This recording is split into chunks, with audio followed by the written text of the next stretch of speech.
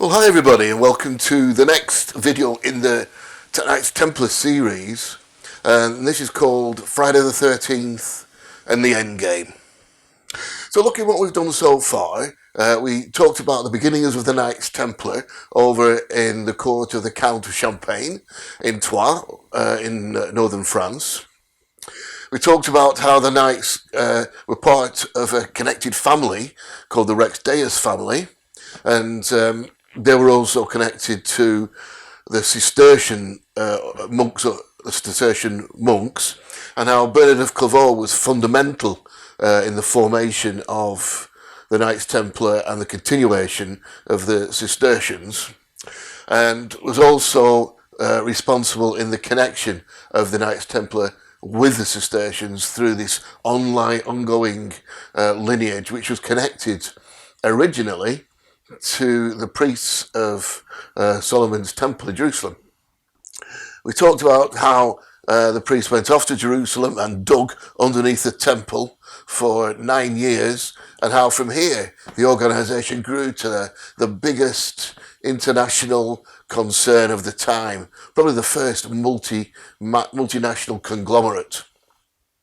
So now we're looking at the end and what came of the Knights Templars, how they ended, and what happened since then, or where did they go? And we'll answer the question of where they went. So the beginnings of the end were basically after the Crusades, because the Crusader forces and the Knights Templar basically lost most of the Holy Land, including the town of Acre, which was the last big stronghold for the Templars.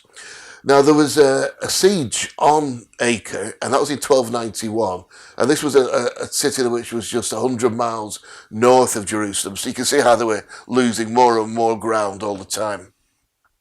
So Acre fell to Islamic forces, to the Muslim forces, and then they went across to a tiny island off the coast called Gruad. And there they wanted to rebuild and basically attack again, but they couldn't because they'd been basically thoroughly defeated, and most of the other armies had left and gone back to their various points in Europe. So in 1303, finally, even the island of Ruad was taken by the Islamic forces. So this meant basically that the Templars had totally lost the Holy Land. They didn't have a foothold anymore.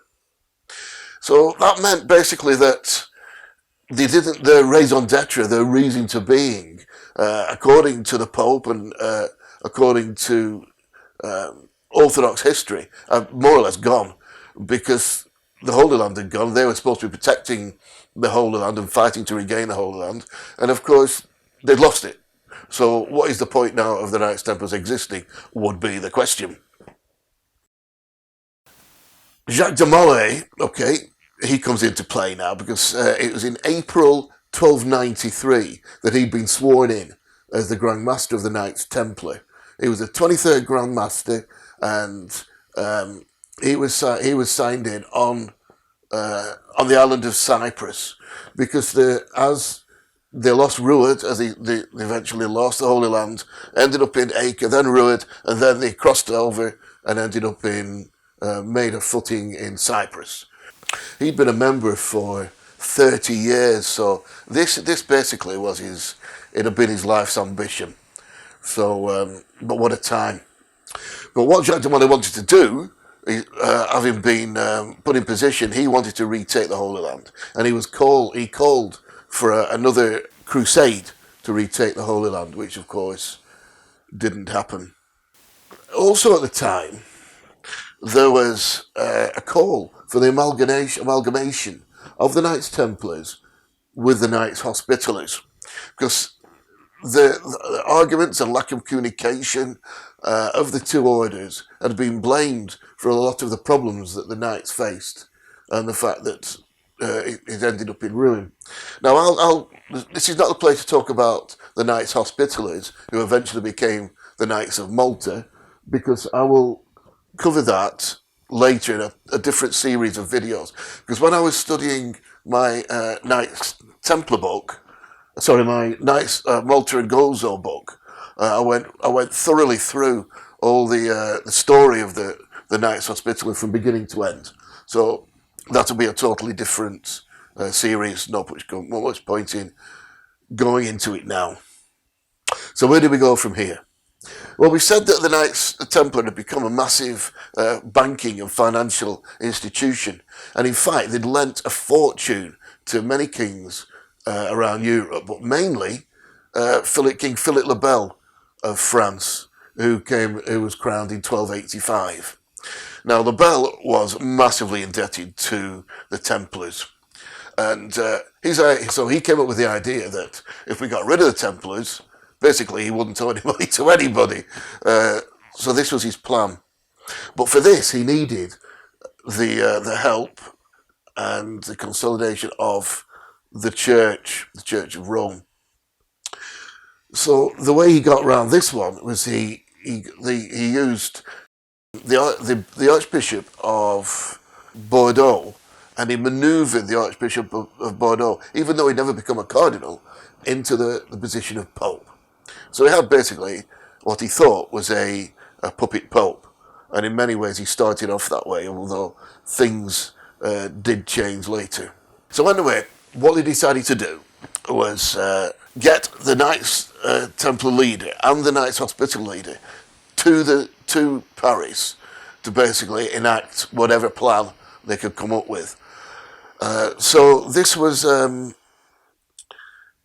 is what the Pope did. He called for the Templar leader and the Hospitaller leader to join him in Paris. But the Grand Master of the Hospitallers, which at the time was William de Villaret, he came up with the excuse that he was defending his foothold in Rhodes against invaders. But Jacques de Molay had no such excuse, and it was on Friday the 13th of October, 1307, that agents of the king opened their sealed envelopes that had been given a month ago, and the orders were to arrest all the Templars in their area under the charges of heresy, of blasphemy, and of sodomy, and denying Christ. Now, we have said that it's possible that the Templars weren't a Christian organisation anyway, and they were kind of flying under the radar a bit, being involved with the Pope. So, which of these accusations were correct? We don't really know, but anyway, but either way, the Pope would have known what the Templars were doing for years before. It's just that it was used for this. It was for this reason that was given for the arrest of the Templars. So many were arrested, and of course, Jacques de Molay was arrested as well. And many of the Templars confessed, but they confessed under incredible torture. And we know what medieval torture was like. It was pretty torturous. So then, from this point, the Pope introduced 3 bulls, or papal dictates, to move the situation forward. The first was the Postalis Pre-Min Entai. Okay, now that was the order from the Pope to arrest all Knights Templars. The next was the Vox in Excelsis, Vox in Excelso, which is on the 22nd of March, 1312. Now this was an order to dissolve the Templars. So first he arrested them, then he dissolved the order. And then one which slightly amuses me was the Ad Providiam on 22nd of May, 1312, which transferred all the property from the Knights Templars to the Knights Hospitallers. So this must have sent King Philip le Bel crazy, because of course the treasure is exactly what he wanted, as well as the money. So on the 24th of December, 1307, an inquiry was called by the Pope about Jacques de Molay and the Knights' confessions. And from this inquiry, all the knights retracted their confessions, saying that the only reason they confessed was because of the incredible torture that that had happened to them. And then on the 12th of May 1310, 54 Knights Templars were burned alive in Paris. And then on Monday the 18th of March 1314, the 70-year-old Jacques de Molay, the 23rd Grand Master of the Knights Templar, was made to appear outside Notre Dame de Paris, and he gave a speech which is etched in history. And this is that speech. It is said that in so terrible a day, and in the last moments of my life, I shall discover all the iniquity and falsehood, and make the truth triumph. I declare then, in the face of heaven and earth and judgment, through my eternal shame, that I have committed the greatest crimes. But it has been the acknowledgement of these which has been so foully charged on the order. I attest, and truth obliges me to attest, that it is innocent. I made the contrary declaration only to suspend the excessive pains of torture and to modify those who made me endure them. I know the punishments which have been inflicted on all knights who have had the courage to revoke a similar confession, but the dreadful spectacle which is presented to me is not able to make me confirm one lie by another.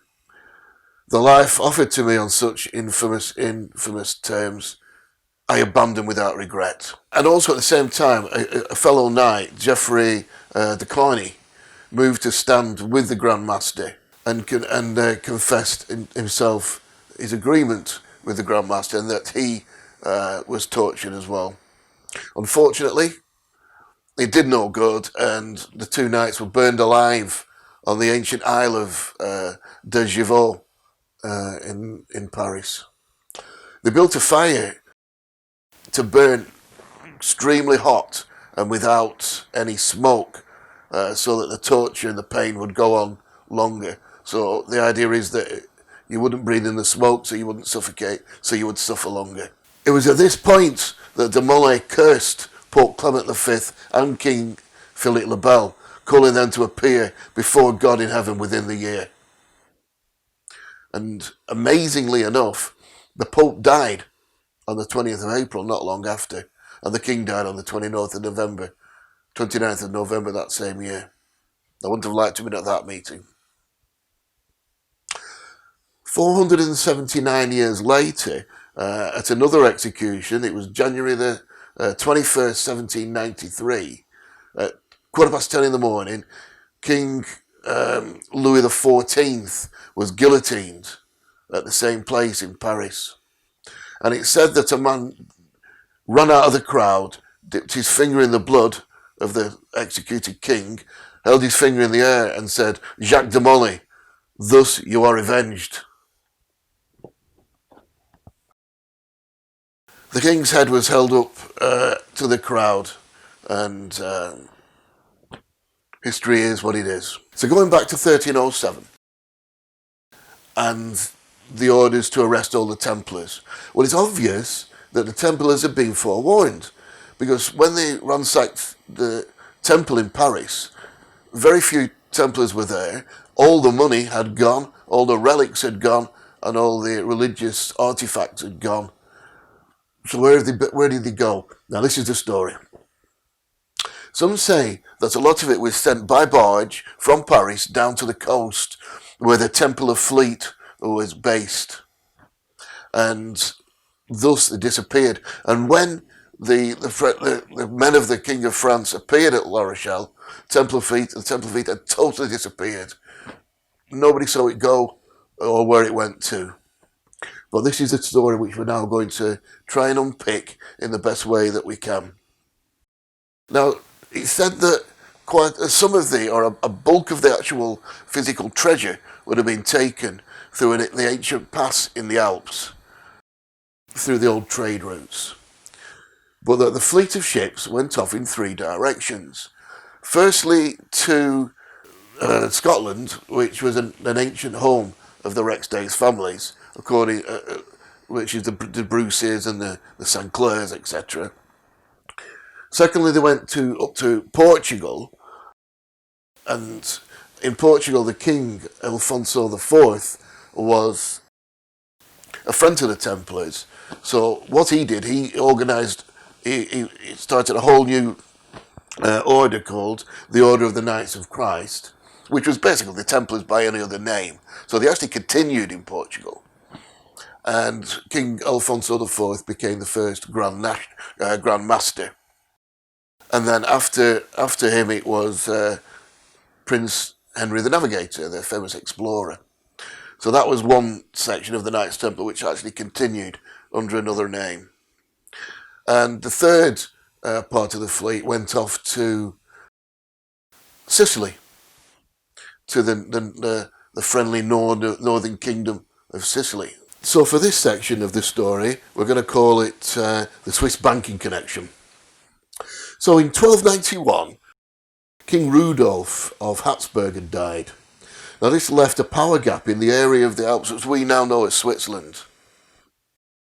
So the Knights Templar would have known of a trading route called the St. Gothard Path through the mountains to this area. Okay.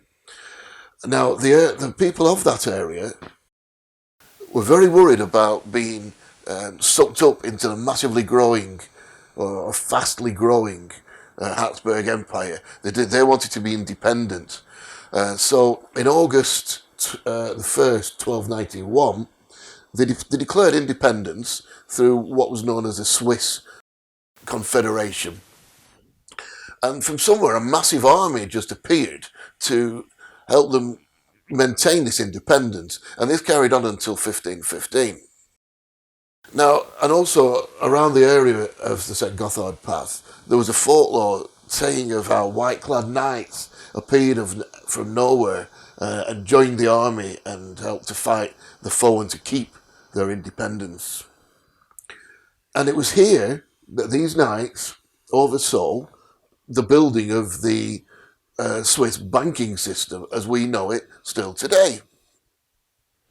So the question is, in 1307, did the knights use this trading route, which they would have known very well of, to move the treasure out of France, together with the banking personnel who understood how to run a banking business, and together with their infrastructure and the clients, to build the Swiss banking system? So basically moving their international Templar bank to Switzerland, just relocating premises. I mean, this is highly possible, and I think highly likely. The occult process of reversing things and making things opposite is relevant when you look at the Knights Templar flag, which is a white flag with a red cross on it. And then you look at the reverse of this, a red flag with a white cross on it, and then you've got the flag of Switzerland. So the second part of the story of the splitting up, or rather the third after Portugal, is we'll call the Scotland the Bruce and Bannockburn. So the evidence is that the part of the fleet of the Templars went from the Med round the outside of Ireland where it would have been safe, and then headed inland to the Kintyre Peninsula, where they spread out across Scotland. Now, the Kingdom of Scotland at the time was run by Robert the Bruce, and the Bruce was a family had family connections to the Rex Days and to the Knights Templars, as did the Sinclairs. So the powerful ruling families of Scotland at the time were friendly to the Templars. And to confound this, Robert the Bruce had fallen out with the king and had been excommunicated. And he was excommunicated in 1306, which is just a year before the Knights Templar were disbanded. Now this led to the whole of the country of Scotland being excommunicated, amazingly enough. which meant that it was a perfect safe haven for the Templars to land. And this they did, and they were there with their fellow Scottish families of the Rex Deus lineage, which included the Sinclairs and the Bruces. And then in June 1314, there was to be a big battle. And this battle was between the Bruce and his Scottish forces, and it was against a massive army of Edward II. And on any accounts, the English should have won without any shadow of a doubt. But, of course, they had now the presence of the Knights Templar. Now, if you think about it, if you landed in a country and you were given a home with your brother families, and all of a sudden they were in a battle, and you were a fighting force, you would join them, wouldn't you? You would help them out. And on top of this, if they had lost the battle, then the country would be again in the hands of the English, which were friendly with the Pope. So that would defeat the idea of going to Scotland in the first place. So it said that the Knights Templar took part in the Battle of Bannockburn, and it was the presence of the Knights Templar that resulted in the defeat of the English. Tim Wallace-Murphy, in his book, the Knights of the Holy Grail, says this.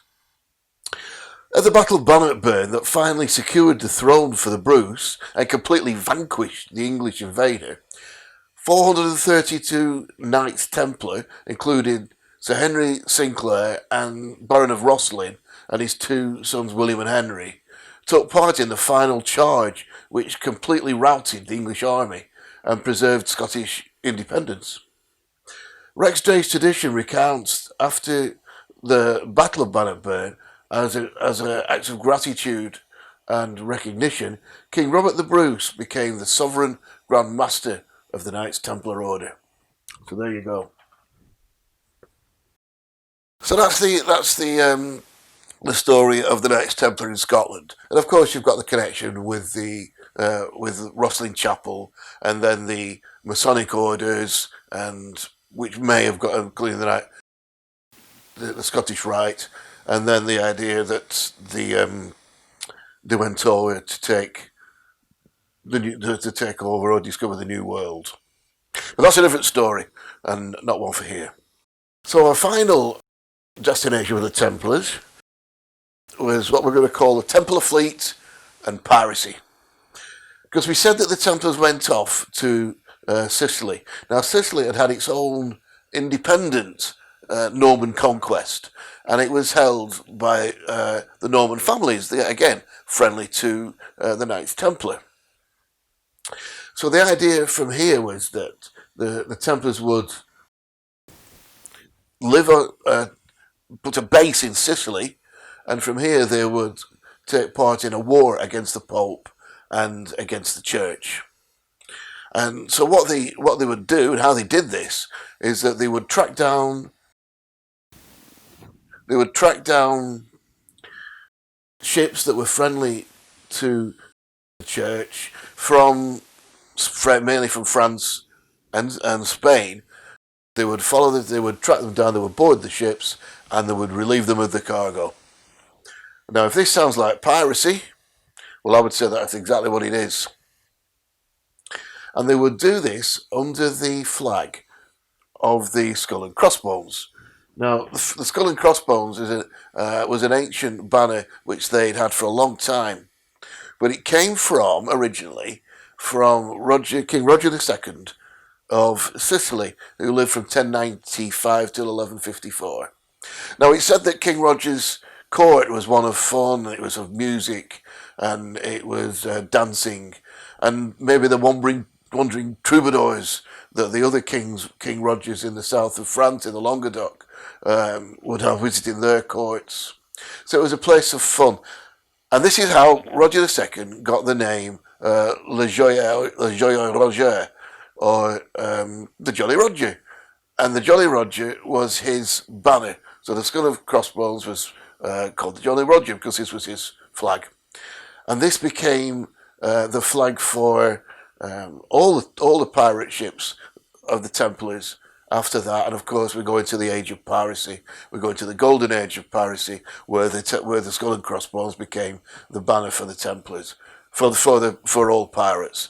But this is where it came from. So that's our story of the Knights Templar, from beginning to the end. Although, of course, it said that they went over to the Masonic orders, they went over to discover America and the New World and form the New World. But that's not a story for us today. That's we've got as far as we're going to go with it. So I hope you've enjoyed the Templar story. And if you did, please do click on subscribe to help me build the channel up. Below in the description below the video, you can click on any of the books selected there of the Templar, connected with the Templar. You can buy your own copy. And also, there's a connection to a link to my PayPal account. I'm doing this full time now because obviously I've not been able to do any tours. So any help, either a one-off donation or a monthly donation, would be absolutely wonderfully appreciated. But for now, thanks for listening and see you in the next video.